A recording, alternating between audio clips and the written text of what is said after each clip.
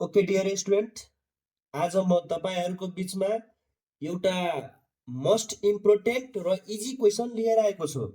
एसई candidate OPT म्याथको short questions group बीबाट क्वेसन नम्बर 16 ट्रिग्नोमेट्री च्याप्टरको क्वेसन लिएर आएको छु।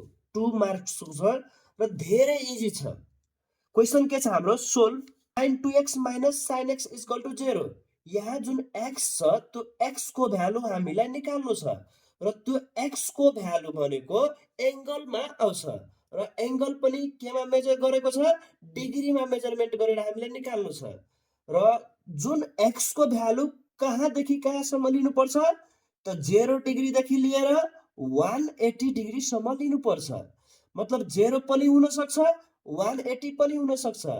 x is greater than or equal to भन्नाले 0 पनि र 0 भन्दा ठुलो।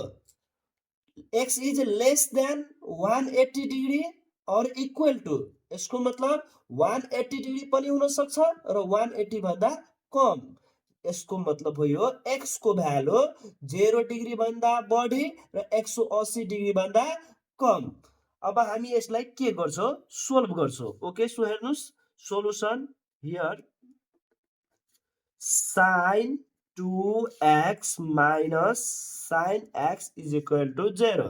तो सबभन्दा पहिला हामी sin 2x को फर्मुला लगाउँछौं।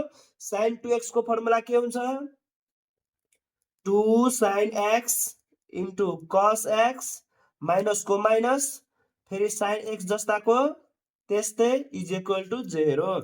sin x दुईटैमा छ त sin x हामी के गर्छौं? कमन लिन्छौं ब्रैकेट। अब यहाँबाट मैले sin x लिहाल्यो, बाँकी के छ? 2 cos x। त 2 cos x माइनस को माइनस यहाँबाट sin x आइहाल्यो, बाँकी कति छ अब? 1 इज इक्वल टु 0। अब हामीले के गर्छौं यहाँबाट? Either sin x is equal to 0 or 2 cos x minus 1 is equal to 0। तो यहाँ हामी हेरौं sin x is equal to 0 त sin कति कति डिग्री को भ्यालु 0 हुन्छ? त sin 0 डिग्री को भ्यालु 0 हुन्छ र sin 180 डिग्री को भ्यालु 0 हुन्छ।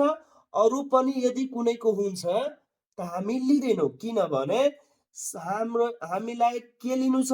x को भ्यालु 0 र 180 डिग्री को बीचको। हामी यहाँ लेख्छौं sin x is equal to sin 0 degree, therefore x is equal to sin मिल्यो। सो x को भ्यालु हाम्रो कति भयो? 0 डिग्री। अगेन फेरि पनि हामी के गर्छौं? sin x is equal to यहाँ 0 छ त sin 0 अरु के को भ्यालु हुन्छ? sin 180 डिग्री को। त therefore x is equal to 180 degree. त यहाँबाट sin x is equal to 0 बाट x को भ्यालु मेरो दुईवटा आयो, एउटा 0 डिग्री र अर्को 180 डिग्री। अब हामी फेरि गर्छौं, यहाँ जान्छौं 2 cos x minus 1 is equal to 0। 2 cos x minus 1 is equal to 0 मा हामी के गर्छौं? cos x is equal to minus 1 यो साइड जान्छ भने प्लस 1 हुन्छ, 2 मल्टिप्लाई मा छ भने डिभाइड मा जान्छ। अब यहाँ हेर्नुस् cos x is equal to 1/2 छ त cos को भ्यालु कुन कुन क्वाड्रेन्टमा पोजिटिभ हुन्छ? त हामीलाई थाहा छ जम्मा 4 वटा क्वाड्रेन्ट हुन्छ, जुन 4 वटा क्वाड्रेन्टमा ट्रिग्नोमेट्री रेशियोको CAST बाट फ्लो हुन्छ, कास्टबाट। त cos को भ्यालु भनेको फोर्थ क्वाड्रेन्ट र फर्स्ट क्वाड्रेन्टमा पोजिटिभ हुन्छ, बाँकी दुईटामा नेगेटिभ हुन्छ। फोर्थ क्वाड्रेन्ट भन्नाले 270 देखि लिएर 360 सम्मको भ्यालुहरु एक्जिस्ट गर्छ, तर हामीलाई यहाँ 180 डिग्री सम्मको भ्यालु मात्र लिनु छ। त 180 डिग्री सम्मको भ्यालु भन्नाले 0 देखि लिएर 90 सम्म फर्स्ट क्वाड्रेन्टमा मात्र जान्छ, सेकेन्डमा पनि जादैन। त्यसको मतलब एउटा मात्र भ्यालु हामी लिन्छौं। So cos x is equal to 1/2 भनेको cos 60 डिग्री को भ्यालु हुन्छ। therefore x is equal to 60 degree. hence the value of x is equal to 0 degree, 60 degree and 180 degree.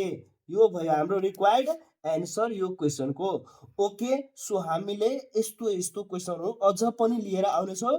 तपाईँहरू एकपल्ट राम्रोसँग हेर्नुहोस् र यदि कुनै कन्फ्युजन छ भने तपाईँहरू एकपल्ट कमेन्ट गर्नुहोस् र यस्तो खाले क्वेसनहरू हामीले आरके यादव 746 भन्ने म आफ्नो युट्युब च्यानलमा प्रशस्त क्वेसन राखेको छु।